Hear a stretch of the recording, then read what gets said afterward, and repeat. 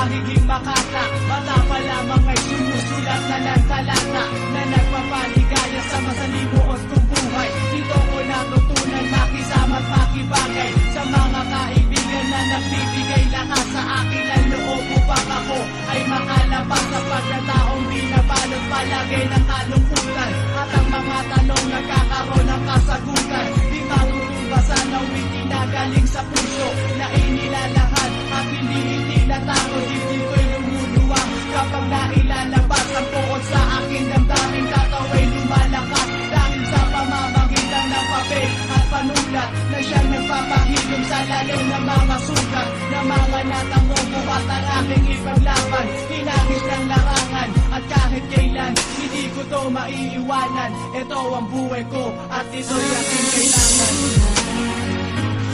Hirap na ang aming buhay,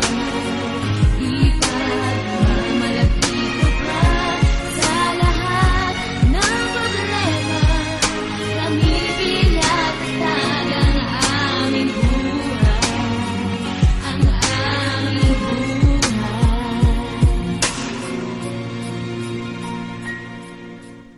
Ang halos buong buhay ko ay inaling ko sa pag-awit. Kahit nasa tuwing ginagawa ko to may nagagalit sa aking kapwa. Mga awit sa di malamang dahilan. Isa ng pangarap ko ayun ay maging batikan. Gamit ang talento na bigay sa akin na may kapal. Pinilit ko paularin at iginulog sa kanya lang aking dalawang paa. Nakatulong ko sa paghanap ng bawat uri ng pag-asa para sa aking pangarap. Akin na rin ang tingin sa hirap ng pangungulila habang ang aking mata sa lupa ay hindi tumila. Ang pamilya at kagrupo ko ang nagsilbing sandalan. Habang Diyos sama naman ang tanging nagsilbing sumbungan. At hingi ako na tulong at lakas na aking taglay. Katulong ang aking inay na nagsilbing sa aking gaway. At kahit kailan ay di sila pumigil sa aking pangarap. Marami pong salamat, kayo lang po ang gusto kong makayakap hanggang huli.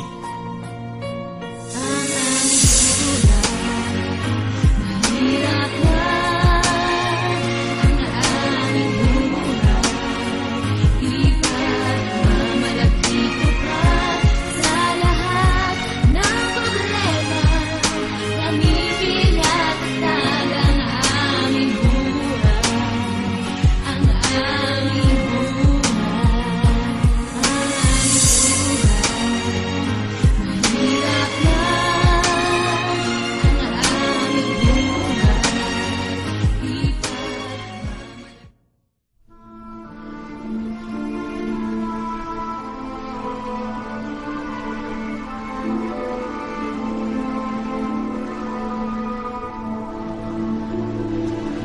Ito ang buhay na di maunawaan ng iba kung bakit ko ginagawa sa katuparan ng isa. Bakit